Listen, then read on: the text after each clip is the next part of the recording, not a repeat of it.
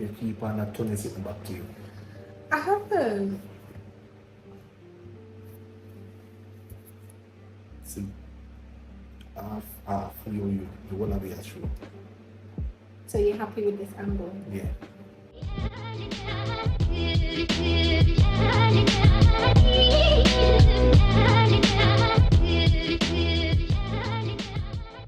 Okay guys, so today we're going to do my labour and delivery story, pregnancy chit chat. So it all started on Sunday the 17th of July 2022. I was 40 weeks and 4 days. About 6:30 in the morning I began getting some intense pains. And I thought they were Braxton Hicks. So I was like, yeah, it's just going to come and go and be like this. Process a long time. Braxton Hicks long time.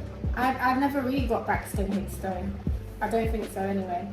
So anyway, 6:30 Sunday morning, I started having like really intense period pain. And then they actually became regular throughout the day as the day went on. Well, I never say if this is before or after the fact. You did go to the bathroom for pee-pee. And mom tell us say, are you water breathing? No, this was from before. Before that? Yeah, this is before. Okay. So Sunday, remember, before we went grandma's, I woke up in the morning and then got ready, went to grandma's. I was like, yeah, I can manage these pains. I was still able to talk and breathe normally, finish my sentences, etc. I wasn't in extreme pain. So I went to my grandma's. We usually go there on a Sunday and have dinner, do some yummings and spend time with family. So we did that. And when I was there, I had no appetite. So I couldn't eat my Sunday dinner. The only thing I had was pineapple and some ice lollies and juice. That was it. I couldn't stomach eating anything. And throughout the day as well, I really wanted to go to the toilet to do a number two. For shit. Every minute I wanted to go to the toilet and poo. For shit. Yeah, I can't keep that it is. She wants, well, she claims that she didn't want shit.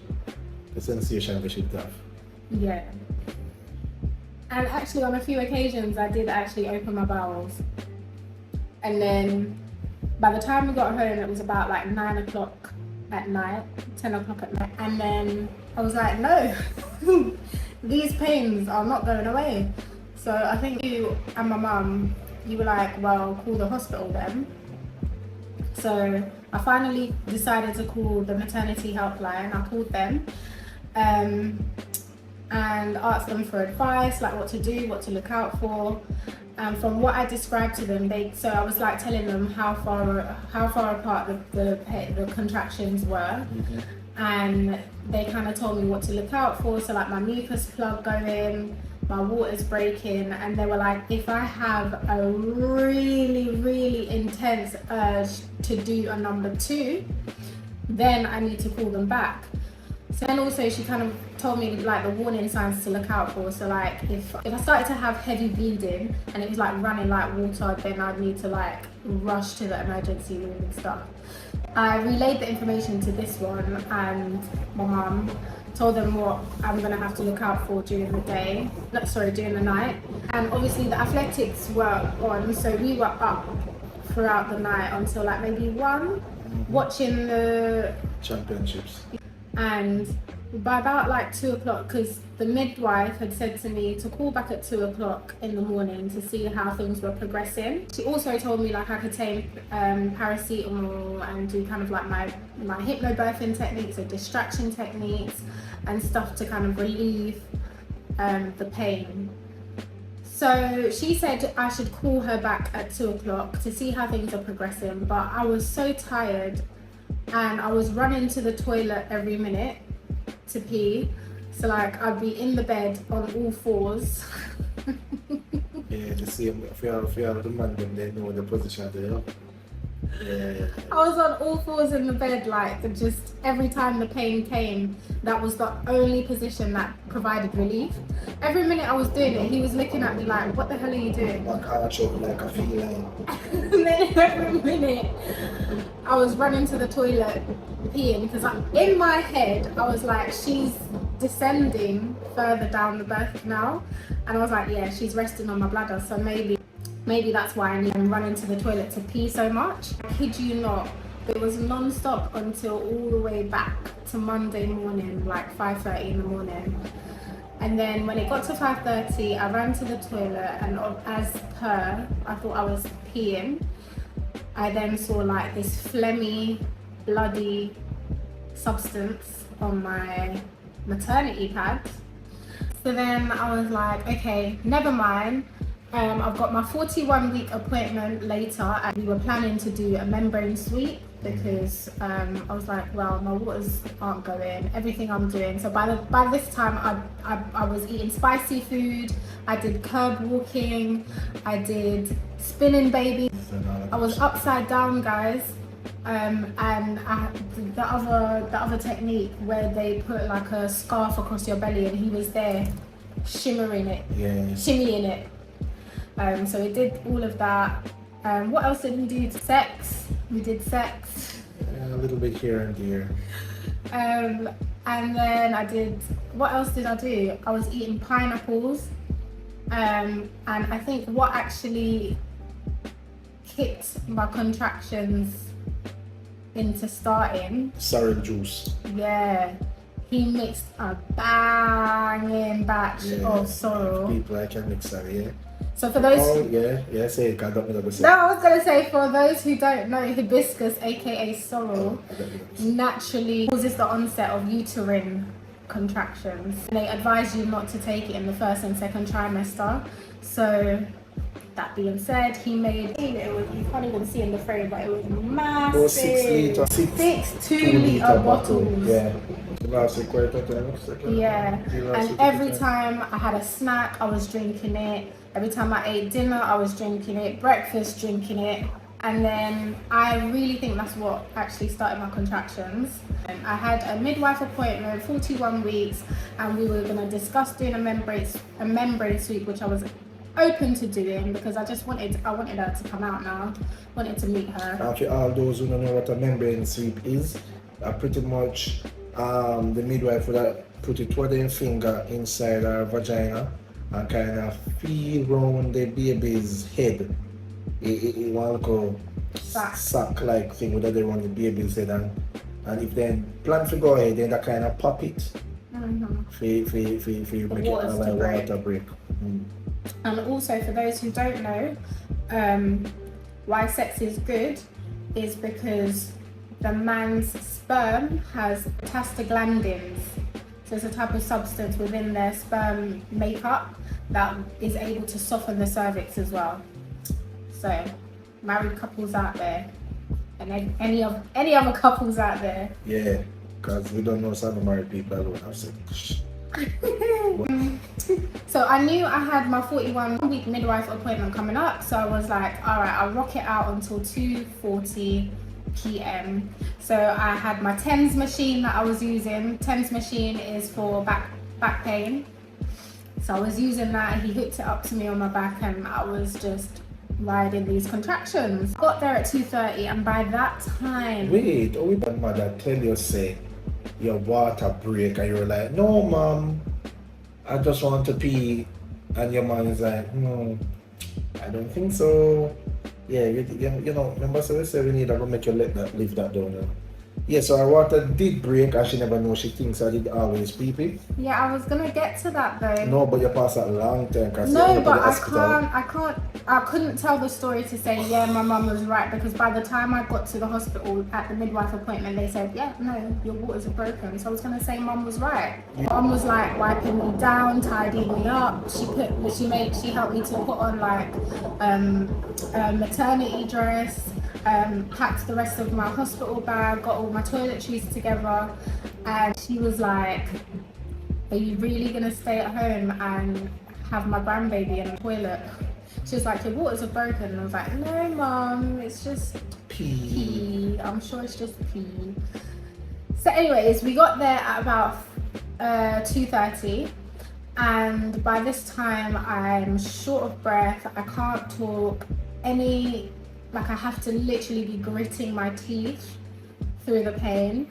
And we've been seeing this midwife consecutively, Sarah. Amazing, big up Sarah. Yeah. And we've been seeing her since our 20-week midwife appointment. And from the minute she saw me, she was like, I don't think we're gonna do a membrane sweep today.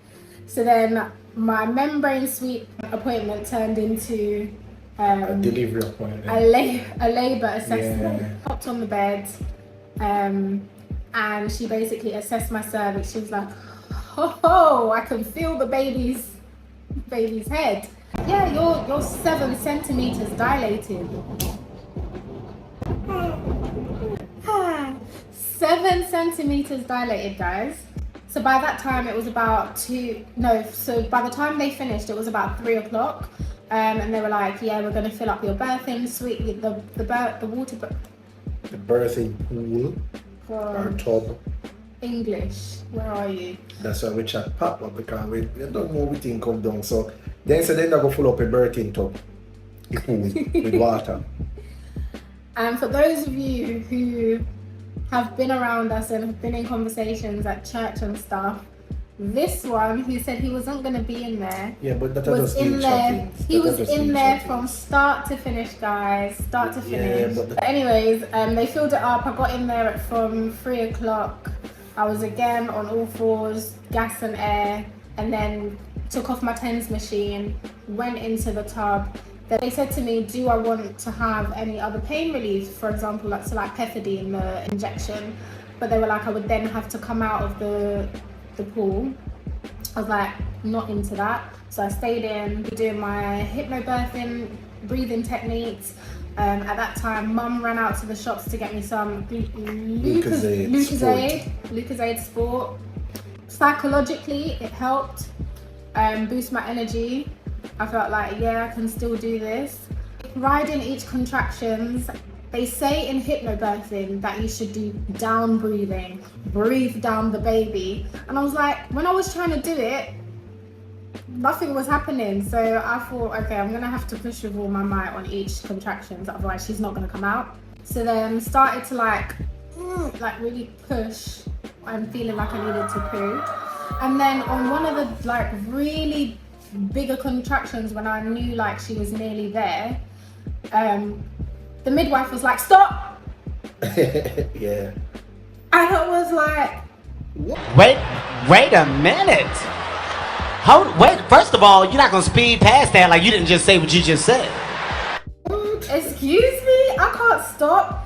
But I managed. Oh my god, I don't know how, but I managed to actually stop. So guys, and do you know? At that point, no, I was gonna say, do you know, like, have you ever been in this situation when you're taking this nice piece of shit, yeah, and you're in the process, you're like mid-straining and it's coming out, and you're like, you got tears in your and you're like, oh my god, I'm almost there, and then for whatever the reason, that big push that you made, it wasn't enough, and you had to stop.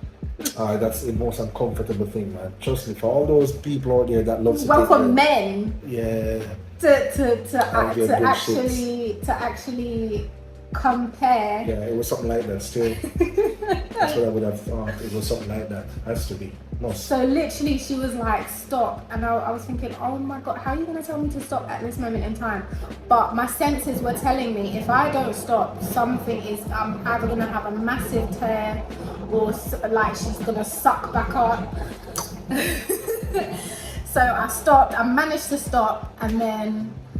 She said on the next contraction, just do your biggest push that you can, and I did it, and the head was out, and then she just that's like literally just plopped out. After she plopped out, cause they pushed her through my legs, and then I did skin to skin, and then I did that bare barling from me, and then after that, cut the umbilical cord. He cut the umbilical. He cut her cord. And people, you that think that the umbilical cord soft, it is not soft. It is very tough. And then give one special like a special scissors for cutting. It's very tough, man. Yeah. You have to actually put in effort for you. And I remember I was cut saying it. to him, make sure you give my baby an inside belly button. Make sure you cut it properly. Yeah, it's no right or wrong. So how do people get answer? How I do people just get saw them outies? tan. I just saw them tan. That I just saw them skin get better. Just cut it. And then after that, he Take off my shirt. and they Sit did on skin chair. to skin. She smell raw. Describe the smell to them. It was a raw smell, man. Like I don't know what bloody. it wasn't. Was it bloody? I just felt like she smelled like meat. Like meat. Yeah, man, raw meat. That's what she's raw. Raw like But you know, but not raw like chicken. Mr. No raw like chicken, raw like meaty, like red meat. That's what she did smell. Yeah. I'm like, oh, in myself, I'm like, wow, she smells so gross, but at the same time, I'm like, Oh, so cute. yeah. She the powder tiny, Yeah. and then whitey, and they made white like chicken foot. But the rest of her, she actually had some color to her, Yeah, and she got woolly but ear on her head. and she had a lot of like fluid coming out of her nose and out of her mouth. Yeah.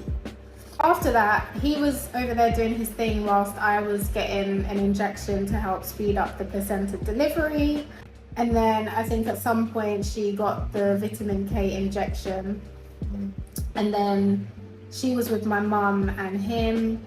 And at that point, they were checking me over to see if I had any like tears. They said I had a 2nd-degree tear on the inside of my vaginal wall or something like that, but they said it was really, really small and tiny. So then they stitched that up, and then it was shift changeover. So then the night team came in. I was then assessed again by another midwife, and she was looking at me internally behind kind of like my uterus to see if I had any clots in there, and I think there were a few. So then she kind of like, oh my gosh, Reached up and pulled it. she was like pumping so it's like she was pumping my belly, but at the same time pulling it and drawing it out. And then on top of that, she sewed up the tear as well. After that, I finally realized I'm hungry. So he went out to try and source some food for me because it was late now. And it was like approaching 9 o'clock. Oh, guys, sorry. She was born at 6:47 p.m. on the 18th of July, one of the hottest days of the year. Yeah. So by the time it was shift changeover and all that, by the time I had showered and stuff, it was like 9 o'clock and they had to leave. So then I was left with her on my own on the postnatal ward, because they said that I couldn't go home as yet because they needed to ensure, obviously I'd been able to pass urine, but they needed to ensure that all of her head to toe assessment was completed. So then I had to then wait overnight for the day team to come and do that to give us the all clear. First pull, I think. Yeah, so she had to do pass the meconium stool, which is the very, very first stool and the very black Like stool. tar, like Yeah. black chocolate. Shortly before they left, a midwife, doula type woman came in. She tried to show me how to breastfeed. She gave me like a very brief demonstration of how to breastfeed, and in my honest opinion, it wasn't amazing. And she wasn't patient. She just kind of rushed through it and was like, no, this is how you hold it and this is what you do and blah, blah, blah, position her like this. And I was just like, for a first time mum, Yeah. it wasn't amazing. So then I left feeling quite uncertain about how to actually do breastfeeding. This whole palaver of us trying to get support around that. Managed to get some brief intervention from my health visitor, but ideally we wanted a one-to-one appointment with the lactation specialist, and it took 3 weeks, I kid you not, to get through to them. And by that time I had cracked sore nipples. Yeah, that part of the rough. No woman. Yeah, the entire day rough. Can you imagine? We had drive up and down to London and look for people who supposed to answer their phone and help me. you know, and we have to run them down. Yeah. But by the time them And do they some also had pointers, they had a timetable that was out of date for like 4 years of like Yeah. breastfeeding classes. You go to the location and they're like, oh, we haven't done this for like 4 years. yeah. So by the time them eventually get round to it and tell her I would think that money it kind of have a handle on things. I mean, yeah, she still gotta get like a pinch here and there, but But by then, I'd implemented so many things that was unnecessary. So Yeah. like using a nipple shield, yeah, like nipple guards and all of this stuff that would have just been totally unnecessary. Maybe we wouldn't have had to introduce the formula so early. I could have just been expressive at nighttime instead of the formula at night. But anyways, we're on a combination feeding schedule and it's working for us. Okay? perfectly. Perfectly. Breastfeeding isn't easy, bro.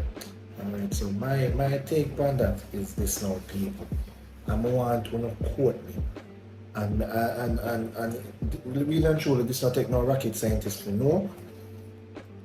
The regular person can know this, and not just the mother, men or the partner if they don't pay attention. Not every birthing experience / breastfeeding experience is the same. None. Absolutely none. Absolutely none. They can never be the same. If your partner go through a good birthing experience because you do all the appropriate exercises them to help it happen better, and then tell a friend the same something what you do and she do it too, there's no guarantee she'll have the same easy experience as you. Everything no cast in a stone. You see me I say? Next thing, as it relates to breastfeeding partner, Chaja, let me tell you something, man. Me love woman. Hey, I cried tears. Yeah. Me love woman. I always respected women. You know what I mean? He's a big feminist. Me not tell you no like me love woman bad. You know what I mean? And when you see when Monique have to go through at nights in her first like First week. 2 week weeks. and a half, Yeah. I just ball alone from about cause me sit down there with her, she had tear up and she had get frustrated and you can't really do nothing more than just sit down beside her and comfort her because But you gave me some real dope words of encouragement though. You were like, Yeah. babe, you got this. well yeah but really and truly like any man that care about their woman or will love their wife or girlfriend wish I could have take over the breastfeeding role and make your baby suck on your breast. Or at least you will get the pain or take out I'm not gonna say get the full pain but at least get some of the pain, take out some of the pain. Hey, isn't it? listen, guys, one day he lost his finger in her mouth and he was like, I saw she suck hard. Yeah, believe it or not. Yeah, believe it or not, the suction the baby have, the newborn, it is immense. It they have a strong pull. So we can just, cause my pinky alone, I feel the force compared to my nipple when I strong as a pinky, you know what I mean? We're full of sensitivity. You know what I mean? So And they have no bone. yeah. So we just want the people them out there, mothers, and not even just the mothers. The mothers will get frustrated, the frustration they pull over upon that leave with the baby and the partner. Yeah. So we just want everybody to know say the partners, the mothers, it a go hard.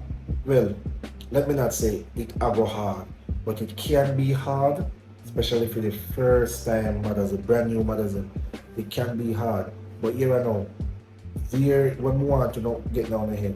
People have them booked out about breastfeeding 101. But bro, no one, like, everyone was like about the birth and the delivery and the ring of fire and this and do your perineal massages and all of this Yeah, stuff. yeah, But talk about the no one breastfeeding. told me, no one gave me a heads up about breastfeeding. And just, for me personally, in the first week and a half, breastfeeding was horrific.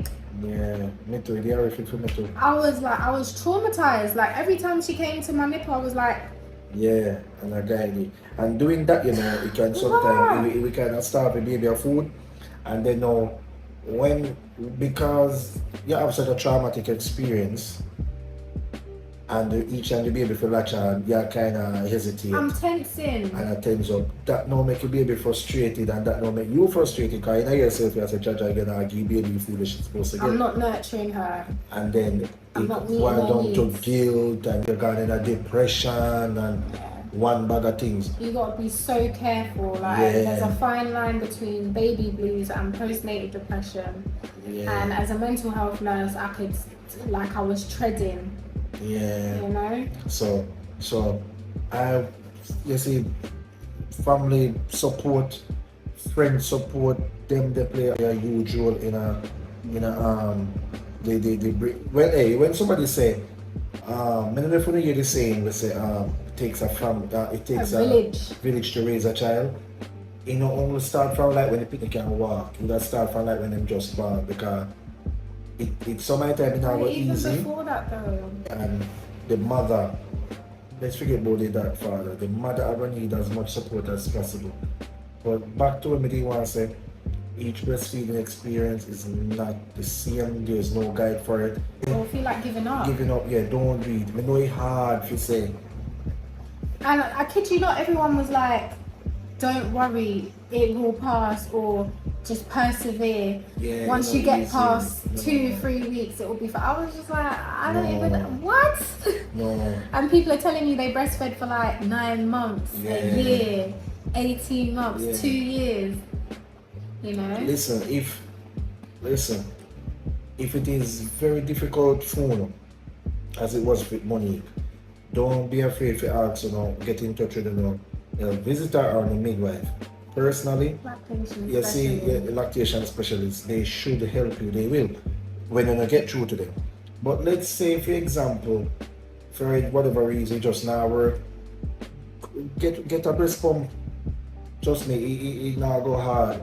If we are better, get the breast pump, express on the milk, drop on the formula, and work it with them. Nothing is wrong if the baby consumes formula. Millions of people consume formula from them born till they turn whatever age alone.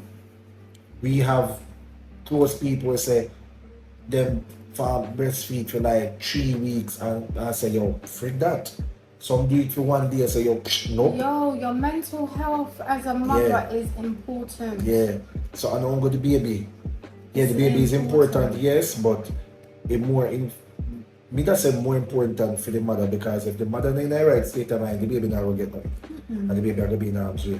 So guys, women, and the fellas with their woman, don't show your support, man. I know, say, yo, everything that cast in a stone, you can experiment. Yeah. As we're doing right now, Monique board expresses her milk, and she breastfeed when now and then, because she comfortable. Let's say you're comfortable, or we are more comfortable. I'm way more comfortable Definitely. breastfeeding, and I probably breastfeed like majority of the day now. Yeah. And then she only gets 1 or 2 formulas if I'm super tired or I need to rest my nipples from either breastfeeding or pumping. Yeah. And it's saving my sanity. Yeah. All right, now we have in our fridge maybe about 2 buckle, one big one, so I want smaller Breast one, milk. breast milk. Yeah. So if any case, like say she get grumpy, we can either draw for one of them buckle there. Or I can put her on my breast. Yeah. So nothing else to do for her phone. So anyways, to wrap this up, I'm just gonna leave you guys with some useful. I had people inundating me with things that they found useful, and now I'm doing the same. So basically, the Perimum perineal massager to help Stretch stretch the stretch your vaginal, pum pum. Your vaginal walls, like pretty much. so that head can come out. I found that super helpful. So that was the Perimum perineal massager. Do that, or you can get your partner to do it for you, I just like I have did. 6. Tell them the honest truth. We never have volley, but we did have gear and here, but we use a perineal massage when we're ready to. He used it on me, and I think it helped. My TENS machine for that back pain. Oh my gosh, I think that's what actually kept me at home for such a long period of time. Yeah, the Because, tens machine. yeah, The because- machine good. second to none. It works for some people, it works for me. Obviously, I did a hypnobirthing course by the Positive Birth Company. I found that useful for kind of like utilizing distraction techniques and for identifying how to do the up breathing. That helped when I had the contractions in conjunction with the TENS machine. And then also, obviously, the sorrel, the hibiscus. That helped. I think that's what caused my contractions to start. The spinning babies exercise, look that up. I did curb walking, so like you're walking and you're going up, down on the curb. That helps to open up the pelvis, apparently.